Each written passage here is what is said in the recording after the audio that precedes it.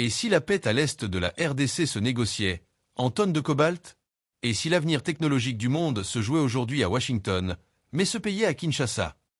Bienvenue sur Expertise AI, la chaîne où l'intelligence artificielle, la géopolitique, l'économie et le droit se croisent pour décoder le monde réel, loin des slogans, loin des récits simplistes.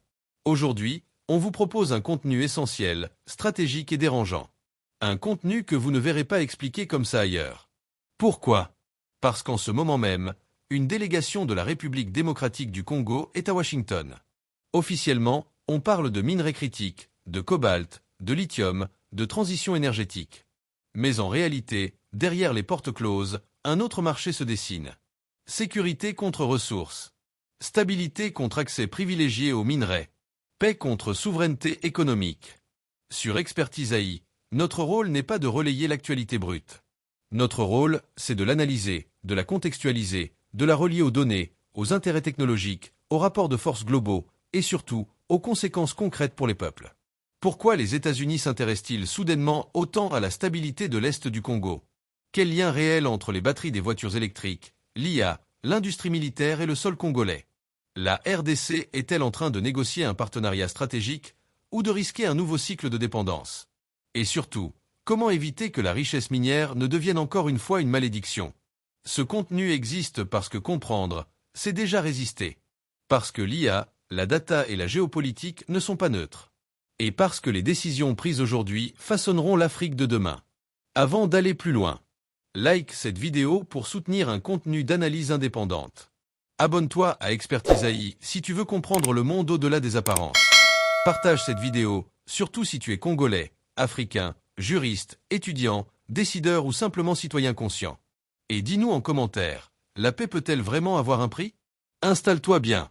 On ouvre maintenant les coulisses d'une négociation mondiale où le cobalt congolais est devenu un enjeu de puissance.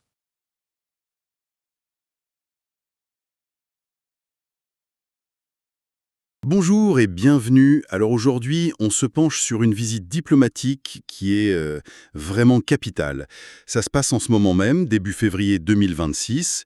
Une délégation de la République démocratique du Congo, avec à sa tête le président Félix Tshisekedi, est à Washington. Et d'après nos sources, c'est bien plus qu'une simple visite de courtoisie.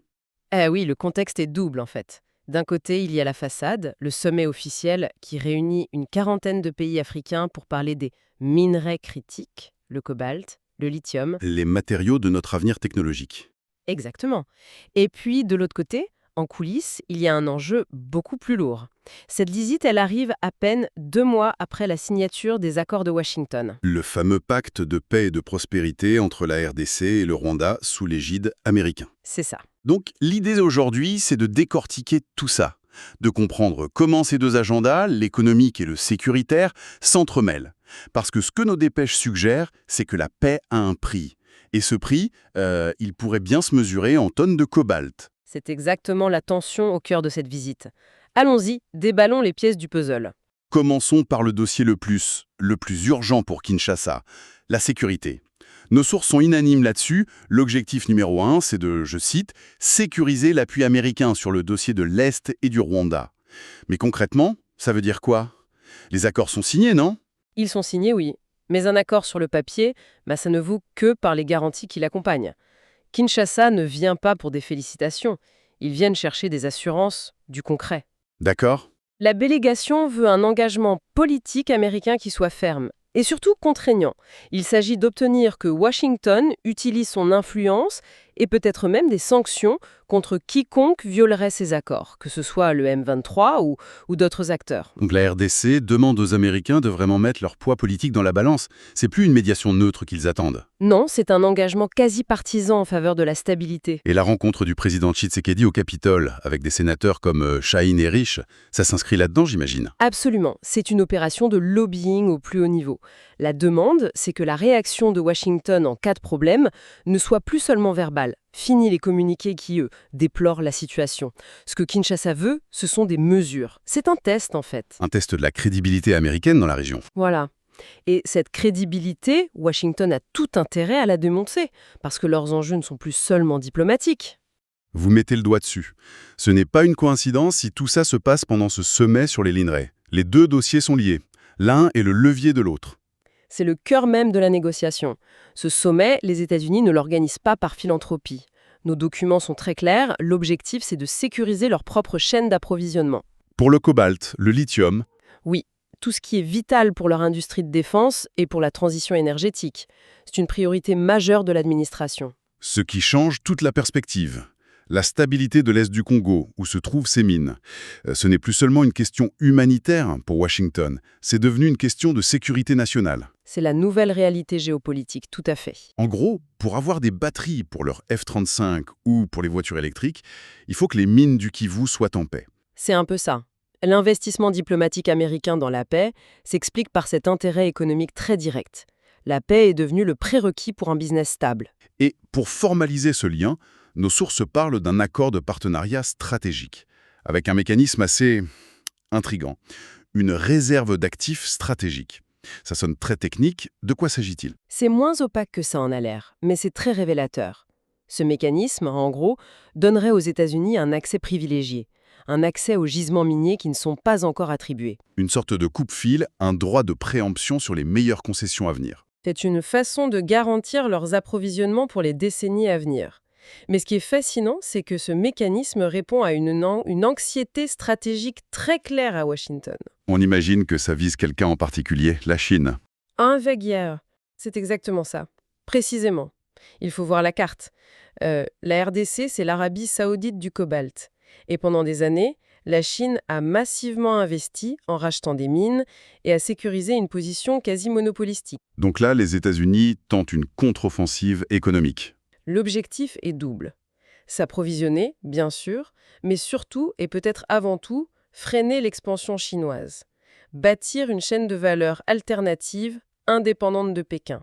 On assiste donc à une partie d'échecs géante qui se joue sur le sol congolais. Tout à fait. Il s'agit de réduire une dépendance critique vis-à-vis d'un rival stratégique. Ce qui nous ramène au dilemme de la délégation congolaise. Si on résume l'équation, la RDC met ses richesses sur la table en échange d'un parapluie sécuritaire. Mais les analyses de la société civile congolaise, elles, sont très inquiètes. Quel est le principal risque? Le risque principal, c'est le terme qui revient tout le temps, c'est celui d'un marché de dupes. La crainte, c'est d'échanger un actif tangible, non renouvelable, contre des promesses de sécurité qui, elles, sont politiques, et donc réversibles. Et que le Congo se retrouve à exporter massivement des pierres brutes sans jamais voir les vrais bénéfices? Exactement. Le danger, c'est de perpétuer un modèle économique extractif. Si l'accord se limite à ça, alors toute la valeur ajoutée, Le raffinage, la fabrication des batteries, voilà, tout ça se fera à l'étranger.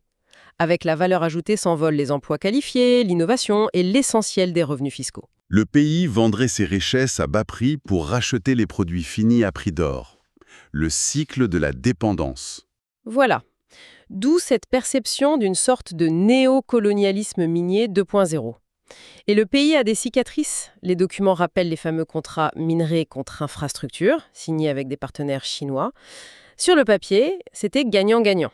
Mais dans la réalité, Dans la réalité, beaucoup d'analystes estiment que la RDC a bradé ses ressources pour des infrastructures, disons, pas toujours à la hauteur. donc l'enjeu pour la délégation, c'est de prouver qu'ils ne répètent pas les mêmes erreurs. La négociation ne peut pas se limiter à combien de tonnes contre combien de pression. Non, elle doit porter sur l'étape d'après. La question centrale, c'est où seront construites les usines? Est-ce que cet accord va créer un vrai écosystème industriel en RDC? Ou est-ce qu'il va juste accélérer la sortie des matières premières? Ce qui nous amène à la question de la souveraineté. En liant si étroitement la sécurité à l'accès aux ressources, quelle est la marge de manœuvre réelle de Kinshasa? Ça crée une dépendance structurelle, non? C'est l'arbitrage le plus délicat qui soit.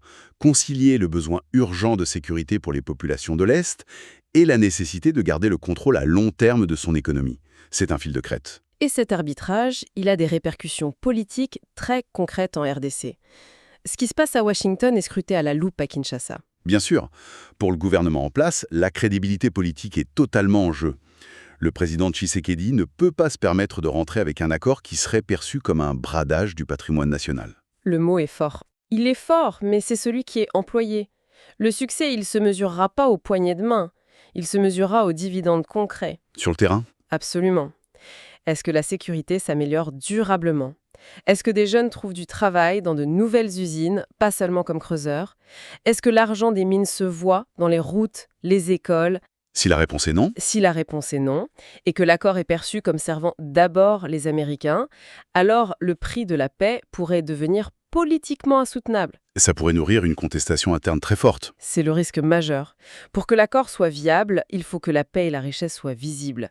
Sinon, il sera interprété comme une nouvelle transaction entre des élites et une puissance étrangère, au détriment du peuple. On va donc se dessiner un tableau d'une complexité rare. La RDC qui joue son avenir et les États-Unis qui jouent une carte maîtresse dans leur compétition avec la Chine.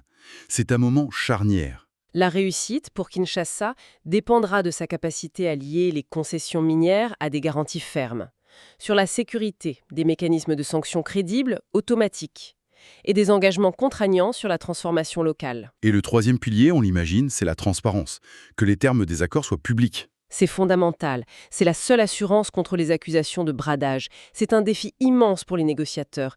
Ils détiennent les clés des technologies du futur. Ce qui leur donne un pouvoir de négociation énorme, en théorie. En théorie. Mais leur fragilité sécuritaire les met en même temps en position de demandeurs. C'est tout le paradoxe. Toute cette analyse nous laisse avec une dernière réflexion, qui va au-delà du cas congolais. Oui, les sources mentionnent le risque juridique pour la souveraineté. Mais ça soulève une question plus vaste. On voit cette demande mondiale pour les minerais critiques qui explose. La question c'est comment un pays riche en ressources, mais fragile politiquement ou sur le plan sécuritaire, peut-il construire des garde-fous? Pour éviter que ça ne se retourne contre lui? Voilà, pour s'assurer qu'un partenariat stratégique, comme on l'appelle, ne se transforme pas au final en une sorte de dépossession sophistiquée de ses propres richesses. C'est peut-être un des plus grands défis de gouvernance pour le siècle à venir. La vraie question n'est plus de savoir si le cobalt congolais est stratégique. La vraie question est stratégique pour qui et à quel prix? Sur Expertise AI, nous ne consommons pas l'information. Nous la comprenons.